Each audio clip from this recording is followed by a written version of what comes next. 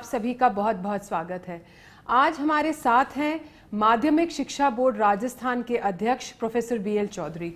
Professor साहब, आपका स्वागत हमारे कार्यक्रम में। धन्यवाद।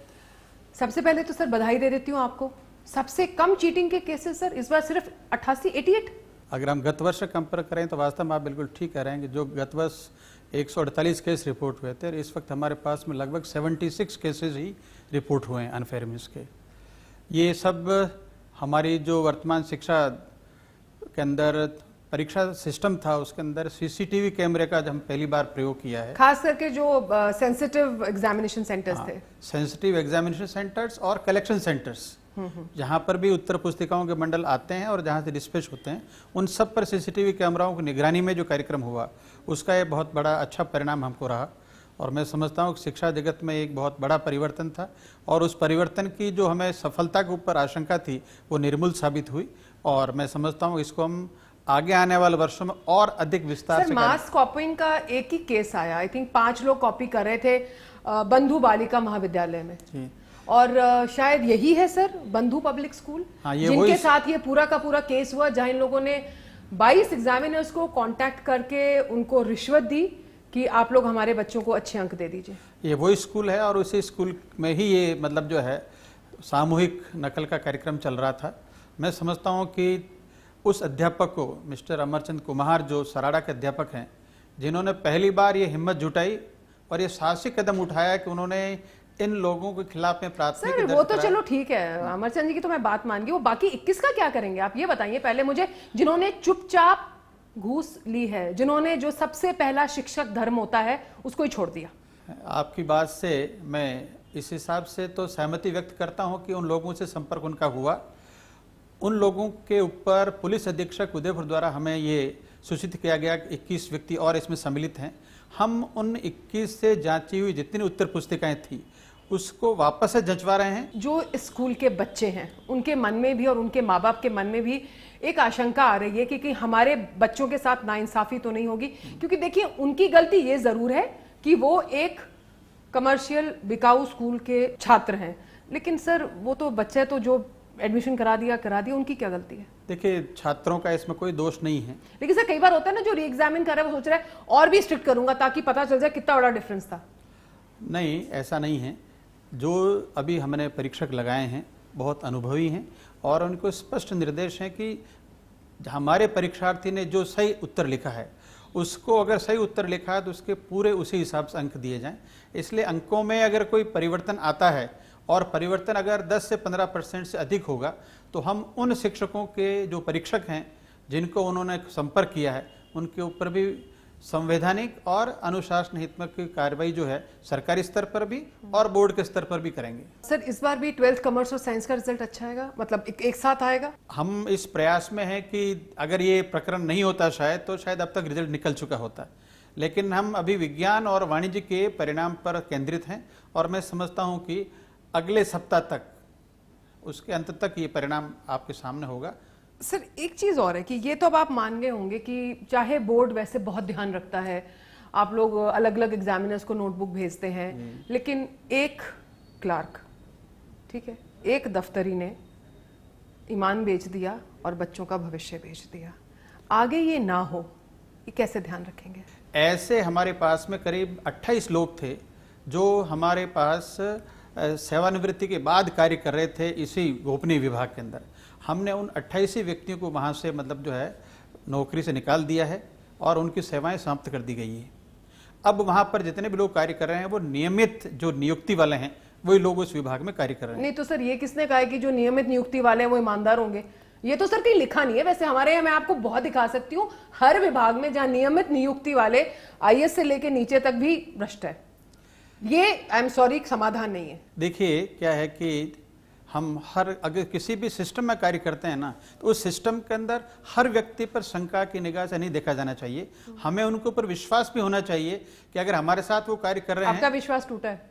तो हमारा विश्वास इसलिए टूटा है, ये मेरा ख्याल है आप वर्तमान में जो परिपाटी चल रही समाज के अंदर, कहते हैं ना सर्वे गुणान कांचनम आश्रयित, तो व्यक्ति को प्रलोभन देकर के किसी तरह से उसको मतलब ये लालच दिया गया। यही तो मैं आपसे पूछ रही हूँ कि ये आगे से ना हो, तो उसमें सिर्फ ये कहना कि भाई नियमित वालों को ही हम लोग रखेंगे, सर ये तो आई एम सॉरी भ्रष्टाचार को नहीं रोकेगा, आपको कुछ और सोचना पड़ेगा। इसके दो समाधान हैं। पहला समाधान ये है कि बच्चे की जो उत्तर पुस्तिका है उसके ऊपर उसका रोल नंबर न रहे और उसको बार कोडिंग कर करके और परीक्षकों से कॉपी जंचवा लें, तो जो वर्तमान में जो पहुंच बन रही है वो खत्म हो जाएगी। बिल्कुल सही।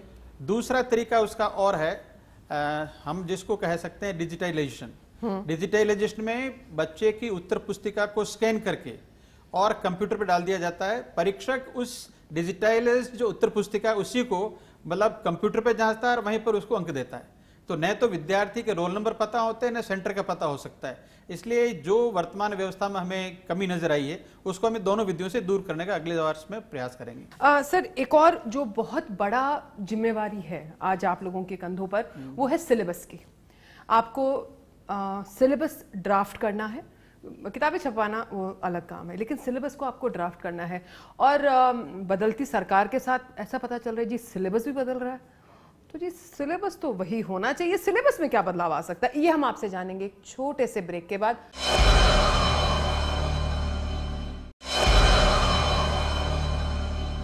ब्रेक के बाद आप सभी का स्वागत है। छात्र बदलते हैं, शिक्षक बदलते हैं, सिलेबस कैसे बदल सकता है सर? सिलेबस तो मेरे ख्याल से देखिए गणित बेसिकली वही रहती है, अंग्रेजी का पाठ्यक्रम जो बेसिक लैंग्वेज स्किल्स है, चाहे हिंदी है, हाँ मेरे ख्याल से इशारा सोशल स्टडीज की तरफ है, इतिहास की तरफ है। देखिए वर्तमान व्यवस्था के अंदर एनसीईआरटी द्वारा जो पाठ्यक्रम स्वीकृत था उसी पर लिखित पुस्तकों का प्रचलन अधिकतर राज्यों में हिंदुस्तान के है और राजस्थान में भी उसमें एक राज्य है।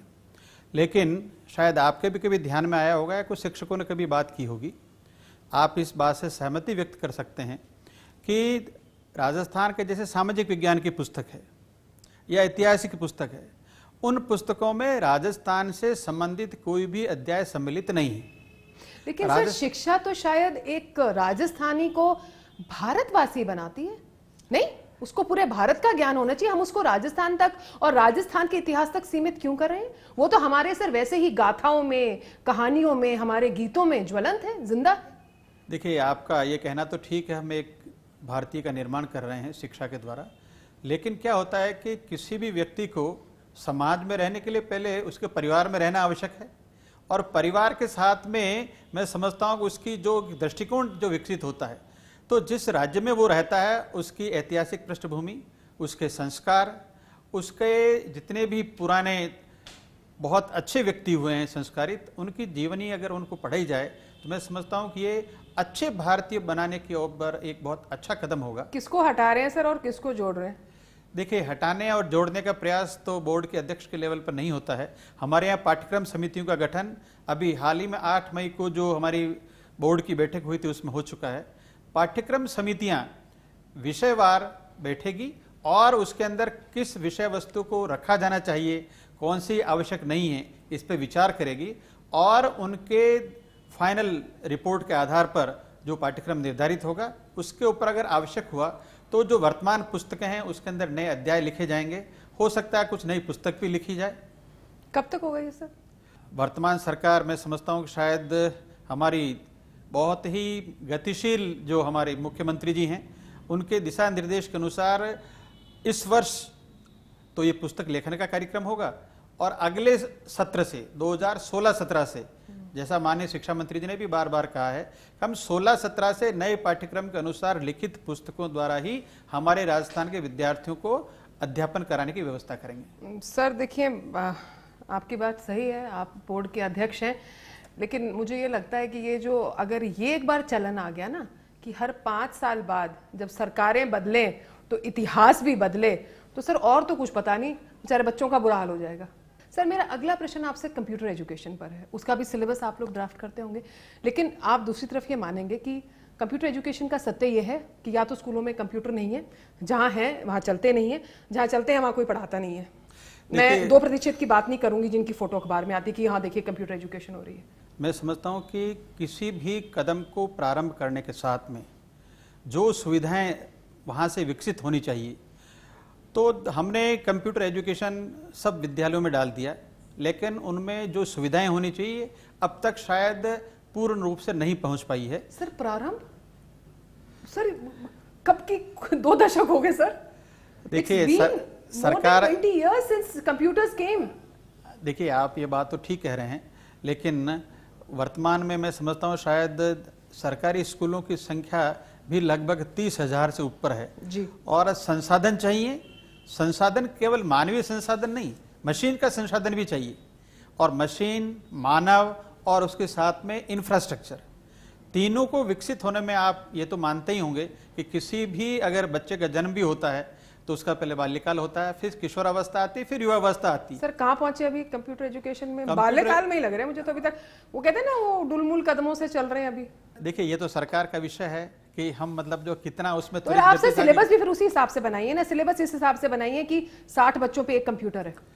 ऐसा अभी आपने पहले प्रश्न किया था, ये आप स्वयं उसका उत्तर दे रही हैं कि हर 5 साल के अंदर सरकार बदलती, पाठ्यक्रम बदल जाता है। तो होता क्या है कि चलिए आप मान रहे हैं मतलब इस बात को? नहीं, हम नहीं मान रहे बिल्कुल भी आपको इस बात को। सर आपको क्या लगता है कि जो अपने आरबीएसई के स्टूडेंट्स हैं, देखिए आप बहुत सालों से एजुकेशन में हैं सर, आपने बहुत नज़दीक से सेकेंडरी एजुकेशन, हायर सेकेंडरी और फिर मोहनलाल सुखाड़ी यूनिवर्सिटी के आप एक्स वाइस चांसलर हैं, आपने हायर एजुकेशन को देखा है। सर क्या आपको लगता है कि ये जो एक बात बनी हुई है कि भाई जो अपने आरबीएसई के स्टूडेंट्स हैं, राजस्थान बोर्ड के स्टूडेंट्स हैं, वो सीबीएसई के स्टूडेंट्स से कहीं ना कहीं 19 पढ़ते हैं, क्या इस बात में कुछ सत्य है? मेरा इसमें मानना आपसे ठीक विपरीत है। मैं ये मानता हूं कि राजस्थान बोर्ड के विद्यार्थी 20 हैं और सीबीएसई के विद्यार्थी 19 हैं। सर मैं ये नहीं कह रही, मैं मानती हूँ, मैं ये कह रही ये इमेज बनी हुई है, तो ये मैं हिसाब से पूछ रही हूँ सत्य है या नहीं? ये असत्य है बिल्कुल। परीक्षा प्रणाली राजस्थान बोर्ड की बिल्कुल अलग है।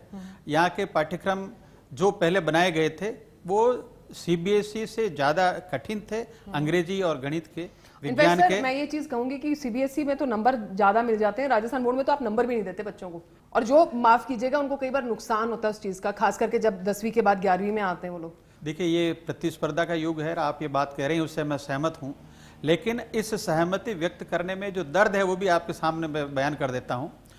सीबीएसई के माध्यम से जिन बच्चों को अधिक प्रतिशत मार्क्स मिलते हैं उनका प्रवेश आईआईटीज में या दूसरी संस्थाओं में आसानी से हो जाता है, राजस्थान के विद्यार्थी पिछड़ते हैं। आप भी मेरी बात से सहमत होंगे कि पूरी शिक्षा की जो दूरी है वो शिक्षक है। हमारा शिक्षक जब तक समर्थ नहीं होगा, संस्कारित नहीं होगा और उत्तरदायित्व वहन करने वाला नहीं होगा और उसकी साझेदारी समाज के साथ जब तक पूर्णतया नहीं बैठेगी, तब तक जो कल्पनाएं हम करते हैं उन कल्पनाओं में 2 धाराएं विकसित होती है।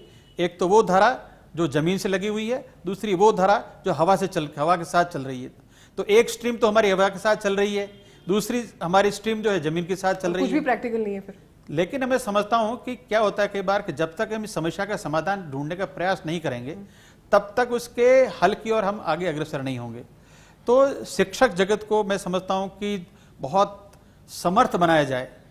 अच्छे शिक्षक, अच्छी शिक्षा और अच्छा समाज, ये आज की आवश्यकता है।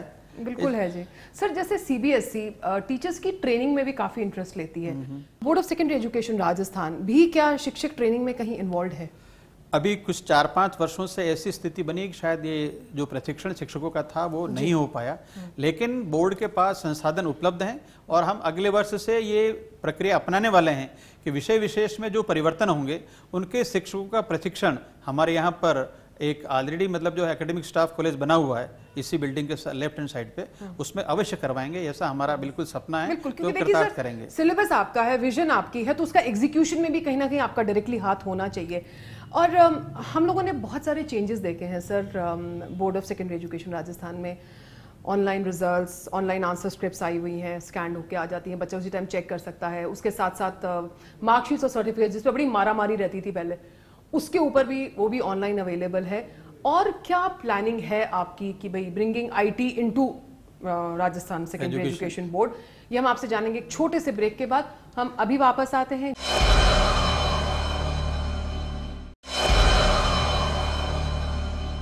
ब्रेक के बाद आप सभी का स्वागत है। तो डॉक्टर चौधरी, जैसे मैं आपसे पूछ रही थी सर कि आईटी सेक्टर और क्या कर रहे हैं आप यहाँ पर? देखिए वर्तमान व्यवस्थाओं में मैं समझता हूँ कि परिवर्तन की बहुत बड़ी गुंजाइश है और आईटी के यूज़ के साथ में हम जिन समस्याओं को समय समय पर फेस करते हैं उनका समाधान उनमें है। जैसे इस वर्ष से हमने ये प्रारंभ किया कि ऑनलाइन एग्जामिनेशन फॉर्म भरवाए गए, ऑनलाइन सत्रांक आए, पहली बार बोर्ड में ऑनलाइन एडमिशन कार्ड विद्यार्थियों को दिए गए, विद्यार्थियों को अपना सर्टिफिकेट और मार्कशीट अपना सेवा केंद्रों पर उपलब्ध है, और हम उन सेवा केंद्र जो अभी हमारे साथ संभागीय स्तरों पर चल रहे हैं उनको अगले वर्ष तक लगभग 15 केंद्रों पर स्थापित करने वाले हैं, ताकि क्या होगा, विद्यार्थियों को दौड़ के बोर्ड में आना ही नहीं पड़े। सर, क्योंकि अभी आगे आगे ये हो रहा है कि आपके पास 10वीं और 12वीं तो है ही, लेकिन 8वीं का बोर्ड की परीक्षा भी आप ही हैंडल करेंगे। 8वीं के बोर्ड का सरकार की तरफ से जो हमें दिशा निर्देश प्राप्त हुआ था, हमें उनके प्रश्न पत्र निर्माण और उनकी कॉपियां जब उत्तर पुस्तिका जांच के हमारे पास आ जाएगी, उसका परीक्षा परिणाम, ये दो ही काम हमारे पास है। परीक्षा का काम प्रारंभिक शिक्षा के पास है, इसलिए वो संपन्न कराते हैं। और रीट तो सर आप ही हैंडल कर रहे हैं? हाँ, रीट की व्यवस्था के लिए सरकार ने हमसे कहा है कि हम रीट आपको करवाने के लिए व्यवस्था दे रहे हैं। तो चूंकि रीट में ऑलरेडी हमारे पास में लगभग और सर डेडलाइन सर पर है, तो 5 लाख विद्यार्थी हमारे पास ऑलरेडी रजिस्टर्ड हैं और उसको 2 वर्ष हो चुके हैं, इसलिए वापस हो गया विज्ञापन। नए विद्यार्थी जो ऑलरेडी ट्रेंड हो गए हैं उनके उसमें मतलब आवेदन पत्रों को आमंत्रित करना, और उनकी प्रोसेस स्टार्ट हो गया सर? ये प्रोसेस अभी सरकार की तरफ से हमारे पास सरकार विज्ञप्ति जारी करेगी और उसके बाद में हमारे से पूरा प्रोसेस चालू होगा, लेकिन हम पूरी तैयारी में, हमारे पास सब संसाधन उपलब्ध हैं। सर 8वीं का कुछ हिस्सा, 10वीं 12वीं रीट और उसके साथ साथ स्टेट ओपन स्कूल का भी हम सुन रहे हैं कि अगले वर्ष से आप लोग हैंडल करेंगे। हाँ, राज्य मंत्री जी ने सर भार तो काफी बढ़ता जा रहा है। रिक्रूटमेंट का क्या हाल है? क्योंकि ऑटोनोमस बॉडी है सर, पर जहां तक हमने देखा है कि सब ऑटोनोमस बॉडीज का ना पता नहीं क्यों रिक्रूटमेंट इज नॉट कंप्लीट। वर्तमान व्यवस्थाओं में यद्यपि 1997 के बाद बोर्ड में कोई रिक्रूटमेंट नहीं हुए हैं, जरूरत भी नहीं है, काफी पद रिक्त हैं। इसके बाद मैं आपका जवाब दूंगा। जरूरत है, लेकिन आईटी के यूज के साथ में व्यक्तियों की कम संख्या के साथ भी काम चलाया जा सकता है। लेकिन सर ये इतने पुराने चल रहे हैं, ये सब आईटी ट्रेंड हो गए हैं?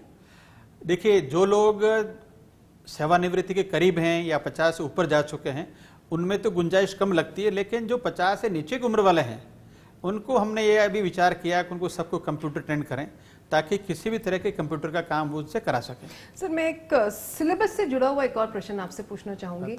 आज के दिन आप ये खुद मानेंगे कि बच्चों में रीडिंग हैबिट की बहुत कमी होती जा रही है, और जब तक आपका एक किताबों से एक प्रेम नहीं रहेगा, मैं मानती हूँ आपका विकास नहीं हो सकता। तो आप सिलेबस में कुछ ऐसा भी इनकलकेट कर रहे हैं जिससे कि रीडिंग हैबिट बढ़े, और मैं दोनों ही भाषाओं की बात कर रही हूँ, अंग्रेजी और हिंदी। देखिए, रीडिंग हैबिट्स का जहाँ तक सवाल है, मैं समझता हूँ कि बोर्ड में जो अभी हमारा परीक्षा पैटर्न है, उस पूरे परीक्षा पैटर्न में बिना पढ़े कोई उत्तर नहीं लिख सकता है। सर सिलेबस की पढ़ाई अलग होती है और क्लासिक्स और नॉवेल्स पढ़ना अलग होता है। रीडिंग हैबिट सर चैप्टर पढ़ के नहीं आती। देखिए, क्या है कि पहले, मैडम आपकी बात से तो मैं सहमत हूँ, पहले रीडिंग हैबिट ज़्यादा होती थी, लेकिन वर्तमान में जो हमारा टेलीविज़न का युग आया है, उस टेलीविज़न के युग के कारण से देखना और सुनना उसके ऊपर ज़्यादा जोर रहा है। और अभी तो हमारे पास व्हाट्सएप पे सूचना आ जाती है, मेल से सूचना आ जाती है, मैसेज से सूचना आ जाती है, तो सभी व्यक्ति उसमें ज़्यादा रुचि रखने लगे हैं कि हम इससे ही पढ़ लेंगे जो बहुत है। सर पंचायती राज चुनाव हुए और लास्ट मिनट पर सरकार ने कुछ एक एजुकेशनल क्वालिफिकेशंस कंपलसरी कर दी, और अब खबरें निकल कर आ रही हैं कि 10वीं का सर्टिफिकेट फेक है, 12वीं का सर्टिफिकेट फेक है। आपके पास रिकॉग्निशन की भी जिम्मेवारी है, रजिस्ट्रेशन एंड रिकॉग्निशन की। क्या वो स्कूल जिन्होंने फर्जी सर्टिफिकेट जारी किए हैं उनसे उनका रजिस्ट्रेशन और रिकॉग्निशन वापस लिया जाएगा?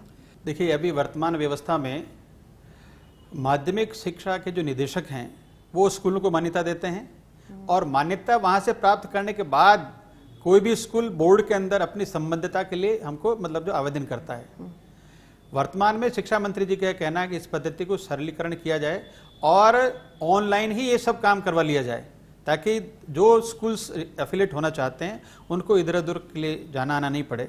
तो ये व्यवस्थाएं मैं समझता हूँ इस वर्ष से लागू करेंगे हम। चलिए सर, मैं प्रोफेसर BL चौधरी से, एक एकेडमिशियन जो हैं, उनसे ये प्रश्न पूछती हूँ कि जिन स्कूल्स ने फर्जी डिग्रियां दी हैं, 10वीं और 12वीं के सर्टिफिकेट दिए हैं, क्या उनकी मान्यता रद्द होनी चाहिए? अगर हमारे पास ऐसी सूचना प्राप्त होती है कि फला स्कूल ने फर्जी मतलब जो सर्टिफिकेट दिया है, तो बिल्कुल आप सत्य मान के चलिए कि हमारे पास सूचना आने के हम सप्ताह भर के अंदर उनकी मान्यता रद्द कर देंगे। सर आपका भी बोर्ड दोबारा गठित हुआ है, आपके पास सेक्रेटरी, ओएसडी और एफए फाइनेंशियल एडवाइजर, ये 3 बोर्ड के आपके मुख्य रहते हैं और आपकी साथ आज तीनों महिलाएं हैं। तो sir what changes do you foresee? अभी तो हमारी 3 अधिकारी हैं, केवल चौथा अधिकारी और अगर भी आता महिला तो भी हम उसका स्वागत करेंगे। और नहीं सर, क्या आपकी ये महिला जो आपकी सहपाठी हैं, ये कुछ एक अलग सेंसिटिविटी सिलेबस में कुछ एक आपको लगता है they will bring some new sensitisation and the whole thing to this? हम इस पर विश्वास रखते हैं और ये आशा रखते हैं कि उन लोगों के, मैं समझता हूँ कि मर्यादापूर्ण आचरण और उनके कमिटमेंट के कारण से हम जिन मिशन और विजन पे काम कर रहे हैं उनमें सफलता प्राप्त करेंगे। और मैं समझता हूँ इसके लिए ज़्यादा उपयुक्त ये रहेगा, यत्र नार्यस्तु पूजन्ते तंत्र रमन्ते देवता। बहुत अच्छी लाइन। और इसके साथ ही सर मेरा आखिरी प्रश्न आ गया है। आप मानते हैं कि राजस्थान में शिक्षा का बहुत बुरा हाल है, ठीक है? आम आदमी को अच्छी शिक्षा उसके बच्चों को मिले जिससे कि उसके बच्चे आगे चल के देश के भावी समझदार नागरिक बन सकें, इसमें आपका क्या दायित्व रहेगा और उसको आप कैसे पूरा करेंगे? एक छोटा सा जवाब मुझे दीजिएगा आने वाले 6-8 महीने में। देखिए, संस्कृत समाज के लिए संवेदनशील समाज, कमिटेड टीचर्स और राजनीतिक इच्छा शक्ति, अगर तीनों ही एक साथ कार्य करती है तो मैं समझता हूं कि हम बोर्ड की तरफ से सरकार के उन सभी सपनों को साकार करने में सहायक होंगे। आपका क्या सपना है सर? हमारा सपना तो ये है कि जो राज्य सरकार निर्देश देगी उसके अनुपालन करेंगे, नंबर 1। नंबर 2 हमारा ये है, आप एक शिक्षक रह चुके हैं सर, कुछ तो सपना होगा, एक डॉक्टर वीएल चौधरी का निजी सपना। देखिए, हमारा सपना तो अगर आप सुनेंगे तो शायद आपको भी ताज्जुब होगा कि राजस्थान में शिक्षा के 3 तरह के स्तर हैं, गांव का स्तर, कस्बे का स्तर और नगर का स्तर। तीनों में विद्यार्थियों की अलग अलग तरह की मानसिकता है, अभिभावकों की अलग अलग तरह की परिस्थिति है और उन तीनों को ही समान अवसर उपलब्ध हो सकते हों अगर हमारे पाठ्यक्रम द्वारा, अगर हमारी शिक्षा प्रणाली में कुछ परिवर्तन जो संभावित हैं कि अच्छे शिक्षक अच्छा काम कर पाएंगे, तो शिक्षकों का मनोबल बढ़े और उस मनोबल के साथ में अगर इस शिक्षा जगत में समाज, शिक्षक और शिक्षक प्रणाली एक साथ मिलकर अगर काम कर पाएंगे तो मैं समझता हूं जो हम सपना देखते हैं वो पूरा हो सकेगा। आपका बहुत बहुत शुक्रिया प्रोफेसर साहब। धन्यवाद। अगले शनिवार हम फिर होंगे आपके बीच, तब तक जय हिंद।